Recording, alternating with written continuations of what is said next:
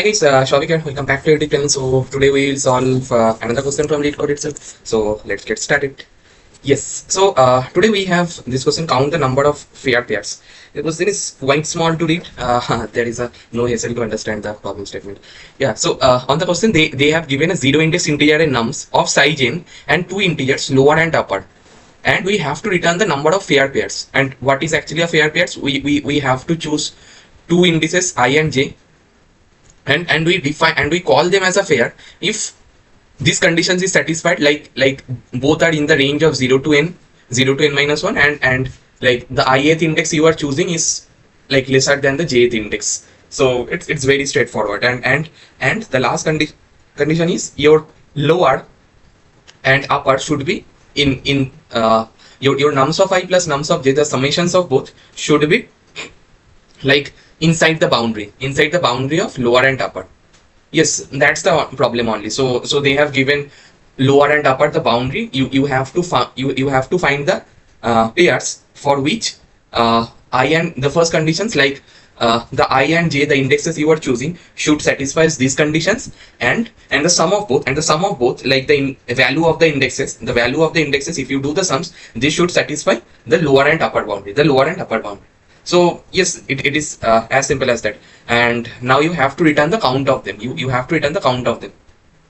So the constant is kind of like quite high. Like your nums of length can grow as big of 10 raised to the power 5, and nums of I is in the range of minus 10 raised to the power 9 to plus 10 raised to the power 9, and obviously lower and upper is also going to be in the range of minus 10 raised to the power 9 to plus 10 raised to the power 9. So just looking to the first constant, like our n can grow as big as 10 raised to the power 5, our n can grow as big as 10 raised to the power 5. So what solutions are altogether going to be accepted? N square is not going to be a solution here. So you definitely think in kind of bigger complexity of n or n log n. N or n log n is going to be accepted. So in the complexity of n we can think of, but n log n kind of solutions, like what solutions are actually working of n log n, like log n factors. If we are incorporating something like log n factors, then it's very like intuitive. We should think of binary search once, because by the variables we have, by the inputs we have, there you can see like we have a lower, we have a upper, and we have to find the sum. We have to find the sum which is lying inside the upper end, which is lying inside the lower and upper one, so you have the boundary. You have to found the pair. So you can, so here, like very intuitively there is a like intuitions coming that there is a range on which the answer can be exist. There is a range in which the answer can be exist, right? There is a very brute like range things is coming. So how it is coming, like we have both the boundaries, and we have to found the sum of the pairs. So we can incorporate something like binary search, but we still not sure. So let's get a like sure shot definitions why binary search is going to be fit here, and how it is going to be fit here. Yes. So let's suppose if we are standing, if is it working? Yes. So now let's suppose if we have an array, what happens? So let's suppose if, yes, it's working now. Yes. So let's suppose there are elements. Let's suppose A, B, C, D, E, F, G, something like these elements. And let's suppose when we are standing at this index, when we are standing at this particular index D, we are looking someone who can pair. If that is my jth index, we are looking for some I. We are looking for some i's which can pair to my D to such that it can be any x. So x can be like 0 to I, 0 to, so it can be like j minus 1, like 0 to j minus 1. In this range we have to search, we have to search for a x index for which nums of x plus nums of j should satisfy these conditions,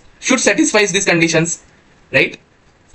It should satisfy these conditions. So we have to find this how many x indexes we have, which for which these conditions is altogether going to be satisfied. Exactly, that's it. We have to find, exactly that's it, we have to find for this particular problem. So if my left side, so when we are standing at this particular D, what are the elements? We have ABC, A, B and C. So if my left side is altogether sorted, or more generically we say the elements which we visited already are sorted, then we can find some x, such x in log n times, because on left index, on left side we can do a binary search, because let's suppose your it's very straightforward, right? Okay, so let's suppose your, now after, if your left side of D is what are A, B, C, if they are so, then we can apply a binary search on this. I think you guys should be aware of binary search, but I'm not going to dive deep on binary search, but on code iterations we will definitely you guys going to get a gist. But on binary search, on high levels, it is going to do your job on logarithmic time. So we can apply a binary search. So by this, there is a very straightforward intuitions coming. If so, now how we can make our visited elements in sorted? How we can make our visited elements are sorted? So what is the first main problems? Visited elements should be sorted. So that's only the difficulty here. If we can solve this, then I think our job is done. So for this, there is a very popular data structure is already exists in the market, that is of sorted lists in Python. So here you can read these articles. I will attach this in the descriptions of this video. So there is a sorted containers. Every language should have, like on C++, I don't able to recall now. There is a things known as like binary index kind of things. I am not able to recall the exact data structure name, but every data structure has its inbuilt library of to basically a containers kind of data structure, for which you can add an elements to a logarithmic log n times, and you can pop an elements in logarithmic n times, and which itself is making sense, like internally making your entire list or dictionary or the set which you are carrying in sorted. So for our case, exactly what we need here. So we can use the sorted list. But keep an eye, like add a elements to a sorted list, it's going to take a log n time. So we find any logarithmic things is fine, but we are not going to hit any in like big of n hit we can't do, because on outer loops we will do an n iterations, and on inner loop we are basically looking of doing everything in logarithmic n time. So it's perfectly fit here. So we definitely can use a sorted container, sorted list here. We can definitely use these things. So our first part is sorted. So we have a sorted list. Let's suppose SL. So we have an SL which is basically going to take care of ABC when we are standing at D index to make our ABC in sorted. Sorted. Now what is remaining? Now it's going to be a like kind of easy level problem. Now you have to sign you should have a lower boundary. Your lower boundary is nothing but this 0, and your right boundary is nothing but len of your sorted list -1, that is of this. Now you can do a standard binary search. You can do a couple of binary search to find your left. So let's suppose A and B are going to be valid. So how it is, like A plus D is going to satisfy this upper less than equals lower less than equals to upper, and lower less than equals to B plus D are also going to satisfy my lower plus upper. But when you are going to do lower less than equals to your C plus D, maybe it is going to be greater your upper. So that can be the case. So we have to find some left index. We have to find a left index and a right index. And what is the definitions of left index and right index? So my left index is going to state which of the first index which satisfies my element, the elements that I am standing, and that is of D, and nums of left, right? Nums of left plus These current elements, let's suppose I am marking it as element, I'm making it generic. For our case it's D, element is D, which is just greater than equals to my lower, which is just greater than equals to my lower, which is just greater than my equals to my lower.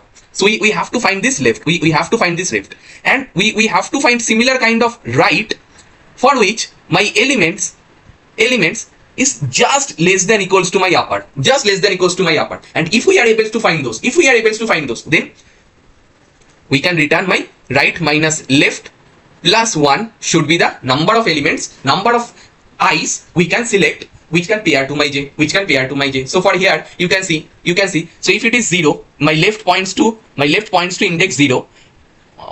My left points to index 0. What happens to this? My left points to index 0 and my right points to index 1. So 1 minus 0 plus 1 is going to be 2. So how many elements, how many i's we can select? 2, which are A and B. So right minus left plus 1. Very class 5-6 levels mathematics, right? Right minus left plus 1. So now we have to find our right and left, and right and left I think is going to be very straightforward with the binary search. If you have this sorted list, I am just going to iterate you how your binary search look for your left finding. Right findings is exactly same, just like comparing with your upper. To finding right, you have to compare with upper, and for finding left you have to compare with lower. So you have, let's suppose, L1 R1, which are going to be start your 0 and lane of sorted lists minus 1, and very standard our binary search should be look like L1 less than equals to R1, and you have to find your mid is nothing but your L1 plus R1 by 2, L1 plus R1 you can write shift by 1, that is by 2. And if, what is the conditions now? What is the conditions? If your sorted lists plus your mid, so that is one thing, plus your elements, which is current elements, if you are comparing with it, if it is going to be somehow more smaller than my lower, okay, then it is the not valid, then we can say, hey, where is my L1? There is no answer possible. Can you move to like mid plus 1? Yes, it is obviously do. Yes. And else case, like it is possible, we can store our left to a mid value, and we are moving our R1 to mid minus 1, because till current mid we are able to build the answer. So let's shrink more so that we can just, my left pointer is just lie to the boundary, which is just satisfies the conditions, which is just satisfies these conditions. Like what is the conditions? It is nothing but my SL of mid plus elements is just greater than equals to my lower, just greater than or equals to my lower, which is the first points it is going to be satisfied. Like similarly we can write our right conditions, and let's suppose we need an OK variable, so we will mark it true. So what's the need of OK variable? So when maybe we are not able to find anything from the left, right? So if that is the case, maybe we not need to check for the right altogether. So we should apply this formula, right minus left plus 1. We should apply this formula when both, like when our OK1 is set and our OK2 is set. So that means like we are able to find the left as well as our right. If both we are able to find, and when it is going to be updated, okay, when we are able to find ones, when we are land on this else block, and we have a someone's which satisfies these conditions, right? Exactly same things. Yes, I wrote exactly same on the code. Now let's quickly discuss on the code iterations part. So here you can see, like I started with the sorted lists here that we discussed, SL, and I am calling an helper functions. I will come on the helper functions, and I am iterating on for each in nums, and I have taken an answer variables, and I am increasing my answer to whatever the helper functions is going to be returning. And after that I am adding to the current elements to the sorted list. So please take a note. We have to find all the i's which are smaller than my j. We have to find all the i's which are smaller than my j. So please take a note. You should add to the current elements to the sorted list after done to compare. So here on the helper functions we are doing the comparisons. So after doing the comparisons you should be add to the sorted list. Otherwise you are going to get a wrong answer. So please take a note. Like this should be like you should add to the sorted list after like computing the answer with this j, how many I you can find. For this j, how many I we can find. And here, like for the helper functions, I wrote exact same things. We need a left and right, so we will do right minus left plus 1. So that is the count of index we have, and we have some LR. I have start with 0 and lane of SL minus 1, and I have basically we need L1 R1 and L2 R2. So to not going to call lane SL multiple times, I have assigned like whatever the L and R we got, we we assign to L1 R1 and we need OK1 and OK2, so that like we will only return the answer when both are true. Otherwise we are not going to apply our formula. We are directly return the 0, because maybe we are not able to find any valid left, maybe we are not able to find any valid right. On both the cases we should return 0. No pair is possible. And here you can see like exact same codes we have written. L1 less than equals to R1, meet this SL plus meet plus elements smaller my lower, exact same things, right? What we wrote on one note.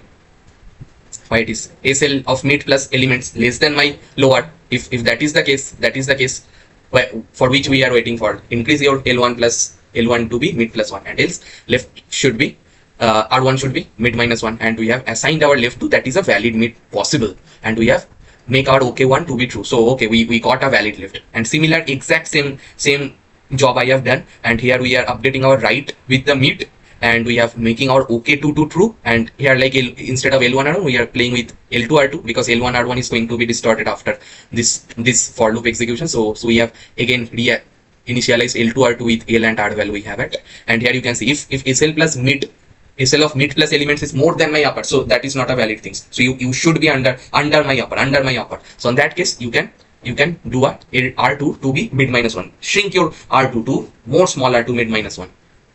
We did same things, and finally when my OK1 and OK2 both are set, so we are good at applying the formula. So apply your formula, right minus left plus 1, and else we are doing the return 0 kind of things. Yes guys, so that's I come out the most optimal solutions for this particular problem. Now quickly discuss the time and space complexity for this problem.